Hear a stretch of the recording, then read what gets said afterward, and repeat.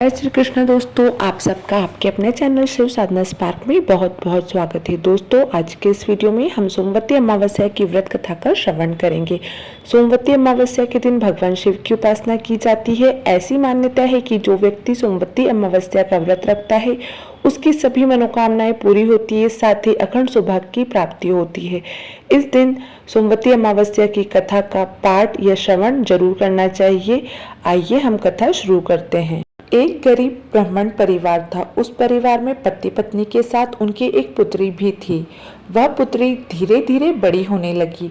उस पुत्री में समय और बढ़ती उम्र के साथ सभी स्त्रीयोचित गुण का विकास हो रहा था।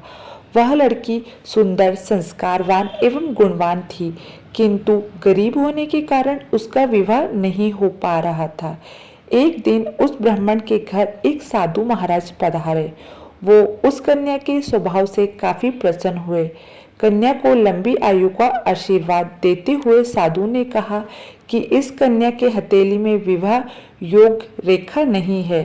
तब ब्राह्मण दंपति ने साधु से उपाय पूछा कि कन्या ऐसा क्या करे कि उसके हाथ में विवाह योग बन जाए। साधु ने कुछ देर विचार करने के बाद अपनी अंतर्दृष्टि से ध्यान करके बताया कि कुछ दूर पर एक गांव में सोना नाम की धोबिन जाति की एक महिला अपने बेटे और बहू के साथ रहती है, जो बहुत ही आचार विचार और संस्कार संपन्न तथा पति पारायण है, और वह एक सच्ची पतिव्रता पत्नी है। अपनी बेटी को उसकी सेवा के लिए उसके पास भेजो। जब वो धोबिन अपनी मांग का सिंदूर इस पर लगाएगी तो तुम्हारी बेटी का जीवन संवर जाएगा। उसके बाद इस कन्या का विवाह हो तो इस कन्या का वैधव्य योग मिट सकता है। साधु ने यह भी बताया कि वह महिला कहीं आती जाती नहीं है। यह बात सुनकर ब्राह्मणी ने अपनी बेटी से धोबिन की सेवा करने की बात कही। अगले दिन कन्या प्रातःकाल ही उठकर सोना धोबिन के घर जाकर साफ सफाई और अन्य सारे कार्य करके अपने घर वापस आ जाती।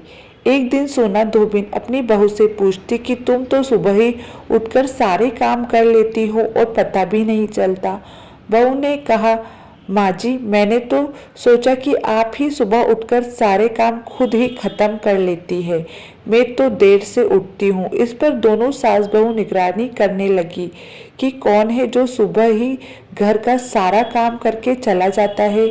कई दिन के बाद धोबिन ने देखा कि एक कन्या मुंह अंधेरे घर में आती है और सारे काम करने के बाद चली जाती है। जब वह जाने लगी तो सोना धोबिन ने उसके पैरों पर गिर पड़ी। पूछने लगी कि आप कौन हैं और इस तरह छुपकर मेरे घर की चाकरी क्यों करती है। तब कन्या ने साधु द्वारा कही गई सारी बात बताई। सोना धोबिन पति पारायण और पतिव्रता स्त्री थी। उसमें वह तेज था। वह तैयार हो गई। सोना धोबिन के पति थोड़ा अस्वस्थ और बीमार थे। उसने अपनी बहू से अपने लौट आने तक घर पर ही रहने को कहा। सोना धोबिन ने जैसे ही अपनी मांग का सिंदूर उस कन्या की मांग में लगाया, उसका पति मर गया। उसे इस बात का पता चल गया। वह घर से निराजल ही चली थी, यह सोचकर कि रास्ते में कहीं पीपल का पेड़ मिलेगा तो उसे भंवरी देकर और उसकी परिक्रमा करके ही जल ग्रहण करेगी। उस दिन सोमवती अमावस्या थी। ब्राह्मण के घर मिले पुए पकवान की जगह उसने ईंट के टुकड़े से 108 बार भंवरी देकर 108 बार पीपल के पेड़ की परिक्रमा की और उसके बाद जल ग्रहण किया। ऐसे ही करते ही उसके पति के मुर्दा शरीर में वापस जान आ गई। धोबिन का पति वापस जीवित हो उठा। इसलिए सोमवती अमावस्या के दिन से शुरू करके जो व्यक्ति हर अमावस्या के दिन भंवरी देता है उसके सुख और सौभाग्य में वृद्धि होती है। पीपल के पेड़ में सभी देवों का वास होता है। अतः जो व्यक्ति हर अमावस्या को न कर सके, हर सोमवार को पड़ने वाली अमावस्या के दिन 108 वस्तुओं की भंवरी देकर सोना धोबिन और गौरी गणेश की पूजन करता है, उसे अखंड सौभाग्य की प्राप्ति होती है। ऐसी प्रचलित परंपरा है कि पहले सोमवती अमावस्या के दिन धान, पान, हल्दी, सिंदूर और सुपारी की भवरी दी जाती थी। उसके बाद की सोमवती अमावस्या को अपने सामर्थ्य के हिसाब से फल, मिठाई, सुहाग सामग्री, खाने की सामग्री इत्यादि की भवरी दी जाती थी और फिर भवरी पर चढ़ाया गया सामान किसी सुपात्र, ब्राह्मण, ननद या भांजे को दिया जाता था। महिलाएं सोमवती अमावस्या का व्रत रखती है और कथा का श्रवण करती है, उसे भी सुख, समृद्धि और अखंड सौभाग्य की प्राप्ति होती है।